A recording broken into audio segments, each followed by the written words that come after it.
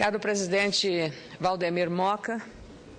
senhores senadores, senhoras senadoras, nossos telespectadores da TV Senado, ouvintes da Rádio Senado, a Câmara dos Deputados aprovou ontem, depois de um longo exame que passou já por esta casa, o chamado Código Florestal. Há pouco, na outra tribuna, o senador Walter Pinheiro, do PT da Bahia, abordou com muita propriedade o problema gravíssimo provocado por uma das mais profundas e agudas secas no estado da Bahia. Do Nordeste ao Sul do país, o meu estado, o Rio Grande do Sul, do senador Pedro Simon, do senador Paulo Paim, enfrentou na safra 2011-2012 igualmente uma arrasadora seca que, em algumas regiões do meu estado, dizimou toda a produção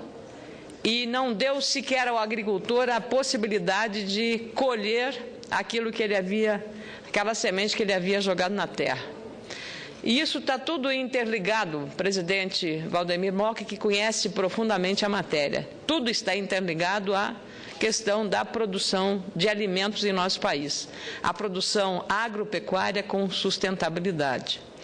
E é preciso notar também que no Brasil, um dos países de maior protagonismo nessa área, a expansão da produção e da produtividade tem sido muito maior do que o aumento da área cultivada. E isso graças ao que há pouco falou aqui o senador Assir Gurgás, à implementação de modernas práticas de produção, as pesquisas da nossa Embrapa no campo da biotecnologia, da agricultura de alta precisão, do manejo adequado da terra. Portanto, o que decidiu a Câmara dos Deputados, na verdade, e aí não se discute o mérito, aqui não se estabeleceu no Senado uma guerra entre ambientalistas e produtores rurais, mas se pôde discutir, inclusive com a sabedoria dos presidentes da Comissão de Meio Ambiente, Comissão de Agricultura, Comissão de Ciência e Tecnologia, Comissão de Constituição e Justiça, num debate conjunto das comissões, inovando dentro desta casa uma forma mais democrática e menos conflitada de temas polêmicos, como foi o caso do Código Florestal. E aqui eu volto, por uma questão até de justiça, ao reconhecimento do trabalho feito pelos relatores, o senador Luiz Henrique da Silveira e também o senador Jorge Viana, que fizeram um trabalho exemplar de verdadeira arquitetura política e também de conteúdo nas questões mais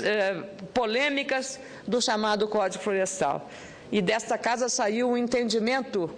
que eu considero o mais politicamente perfeito que nós pudemos construir aqui no debate com todos os ex-ministros da Agricultura, ex-ministros ouvindo ex-ministros do Meio Ambiente e as atuais autoridades que respondem por essas áreas, preservando a necessidade de uma proteção maior aos pequenos agricultores e dando também um marco regulatório nessa questão ambiental e uma segurança jurídica aos agricultores, o que não seria aceitável neste Brasil que é um grande protagonista na exportação de produtos agropecuários a não dispor desta segurança aos produtores rurais. Um país cujo território tem atraído, não só pelas suas condições, mas sobretudo pelo seu enorme e gigantesco mercado, atraído o interesse e atenção de investidores internacionais da Europa, da Ásia, da América do Norte, para aqui vir produzir e fazer do Brasil uma plataforma também do aumento da produção e das exportações, aproveitando, claro, este gigantesco mercado interno que é criado em função do aumento do poder aquisitivo da população, que nós todos reconhecemos. Pois é exatamente esse marco regulatório que foi aprovado. E, claro, que seria conveniente que o que esta Casa aprovou tivesse sido acolhido pela Câmara, mas nós não podemos, do ponto de vista institucional e político, fazer objeções ao direito que a outra Casa, a Câmara Federal, teria para examinar a questão. Outras matérias, tão polêmicas quanto essa, como, por exemplo, em relação ao ato médico ou à legislação que regulamenta o exercício da medicina, esta Casa produziu, depois de um entendimento muito profundo com todas as entidades da área do campo da saúde e da medicina, produziu um relatório com muita habilidade pela senadora Lúcia Vânia, do PSDB de Goiás, e que foi na Câmara modificado e voltou para o Senado, que era a casa de origem. Portanto, a gente entende as razões, mas procura encontrar um caminho de entendimento e de conciliação, porque este é o maior e o melhor espaço para a obtenção de um resultado afirmativo e um resultado que, de fato, atenda à expectativa dos produtores rurais, no caso, e também da área da saúde, no caso que eu refiro agora, especificamente sobre a questão relacionada ao ato médico. Portanto, nós, com isso, eu queria ressaltar o que o Senado vem fazendo, até porque, no caso do relatório do ato médico, não tive participação, porque foi encerrado no exercício em 2010, mas no caso do Código Florestal, nós tivemos, senador Moca, uma participação ativa e pessoal, Vossa Excelência, muito mais, porque veio da Câmara e lá construiu, e tivemos também, claro, a aplicação do relator original, o agora ministro Aldo Rebelo, que fez um exemplar trabalho em relação ao Código. Então, o que nós ganhamos, o Brasil ganhou, o agricultor ganhou, foi não uma guerra entre ambientalistas ou produtores rurais, mas ganhou sim um marco regulatório que, claro,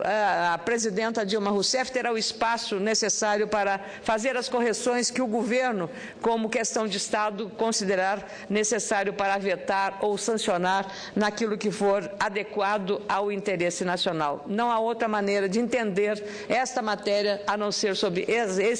esta ótica e sobre este ponto de vista. O ponto de vista também da legalidade, do marco regulatório e da segurança jurídica para os produtores que estavam ameaçados, sem a existência e aprovação desse código, de estarem na marginalidade e também sendo criminalizados pela ausência e pela omissão de uma legislação adequada. Vamos aguardar agora a manifestação da senhora presidente em relação a esta matéria. Queria também fazer um registro, presidente, porque hoje pela manhã, junto à Comissão de Assuntos Sociais e por minha iniciativa, promovemos uma audiência pública para discutir um projeto do Senado, de autoria do senador Romero Jucá, que trata do cumprimento das sentenças e a execução de títulos extrajudiciais na Justiça do Trabalho. É uma matéria altamente complexa, e requer uma atenção redobrada, porque terei a responsabilidade muito difícil de relatoria junto à Comissão de Assuntos Sociais desta Casa. Na audiência da manhã de hoje, tivemos a honra de receber o presidente do Tribunal Superior do Trabalho, o ministro João Oreste Dallazen. Também recebemos o presidente da Ordem dos Advogados do Brasil, doutor Ofir Cavalcante, o presidente da Associação Nacional dos Magistrados da Justiça do Trabalho, ANAMATRA, doutor Renato Henri Santana, presidente da entidade. Também recebemos o doutor Estevão Malé, que é da Confederação Nacional das Instituições Financeiras. Também recebemos o doutor Alexandre Furlan, vice-presidente da Confederação Nacional da Indústria, a doutora Lidiane Duarte Nogueira, da CNC, o Pedro Armengol, da CUT, e ainda o Antônio Rosella, que é advogado da Força Sindical, os dois representando os seus respectivos presidentes dessas duas centrais sindicais. Eu considero que foi uma audiência pública muito importante para discutir essa matéria, numa sessão presidida no início pelo senador Cacildo Maldaner, vice-presidente da Comissão de Assuntos Sociais, em que pudemos avaliar com precisão, à disposição da Justiça do Trabalho, na pessoa do seu líder, ministro João Oreste Dallazen, de um entendimento com esta Casa para que se possa construir uma alternativa a este projeto que atenda aos interesses e se mantenha a segurança jurídica necessária. É claro que temos aqui uma preocupação muito grande, não apenas com a proteção dos direitos dos trabalhadores, cujo líder, senador Paulo Paim, é um defensor ardoroso nesta Casa, junto com outros parlamentares, mas também criar uma segurança jurídica nessas relações de capital e trabalho que não desestimulem o ambiente para os empreendedores e crie, ao contrário, mais condições de geração de trabalho e emprego em nosso país. Neste novo cenário que se desenha com a modernização das relações de capital e trabalho, nesse que não é mais o mercado de trabalho, mas o mundo do trabalho em constante transformação, dadas as novas relações que nós temos em atividades que não haviam há uma década atrás, como, por exemplo, a área do e-commerce ou atividades correlatas em setores muito dinâmicos da economia brasileira. A audiência pública de hoje foi balizadora, no sentido de vermos uma possibilidade muito grande de um entendimento de todas as partes, sejam as centrais sindicais, sejam os representantes do setor privado, bem como da área da Justiça e da representação da Ordem dos Advogados do Brasil, cujo presidente, Ofir Cavalcante, é um advogado trabalhista e conhece bem o funcionamento. É preciso, ao par desta matéria, de aprovar o PL 606, encontrar caminhos alternativos também para tornar mais ágil, mais rápida a Justiça do Trabalho. O próprio presidente da OAB lembrou que o caso do Tribunal Regional do Trabalho da 8ª Região, existe um sistema bastante rápido e fluido. Em 48 horas são feitas as liquidações dessas sentenças judiciais e executadas, o que seria extremamente benéfico para os trabalhadores nos casos das rescisões, disciplinando esta emissão dessas sentenças e também o cumprimento das mesmas. Penso que esta, junto com outras ideias que foram apresentadas nessa audiência pública, formarão um conjunto de sugestões e de entendimento de que a matéria é importante, precisa ser aprovada, mas nós o faremos dentro de uma base de entendimento com o presidente do Tribunal Superior do Trabalho e as demais autoridades que trataram do assunto hoje na Comissão de Assuntos Sociais. Estaremos, desta forma, dando um passo relevante na proteção dos direitos dos trabalhadores, mas também sem perder de vista a questão da segurança jurídica e do equilíbrio entre as partes, para evitar que possa ocorrer aí uma distorção nesse processo das decisões judiciais, nas questões trabalhistas, e podermos contemplar também uma regulamentação que esteja substancialmente equilibrada nas questões de justiça, da legalidade e do equilíbrio. A lei boa é aquela lei que não atende A ou B, mas uma lei que no centro é capaz de atender igualmente as partes interessadas com equilíbrio, com responsabilidade. Penso que esse é o objetivo da nossa construção, preservando, como diz, os direitos dos trabalhadores e também permitindo que no Brasil não se criem obstáculos ao ambiente para os empreendedores, porque aí estaríamos, ao contrário de estimular o emprego, estimulando, isto sim, a informalidade na economia brasileira, o que é o pior dos mundos. Já temos guerra fiscal, já temos guerra dos portos, já temos um processo de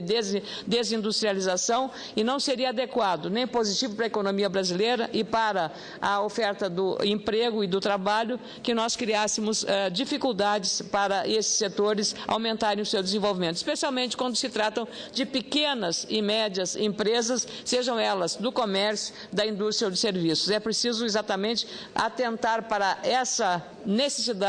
de um ambiente harmônico nessas relações. Eram essas as considerações que eu tinha a oferecer, caro presidente Valdemir Moca, nesta tarde de quinta-feira, um dia de muito trabalho nesta casa. Muito obrigada.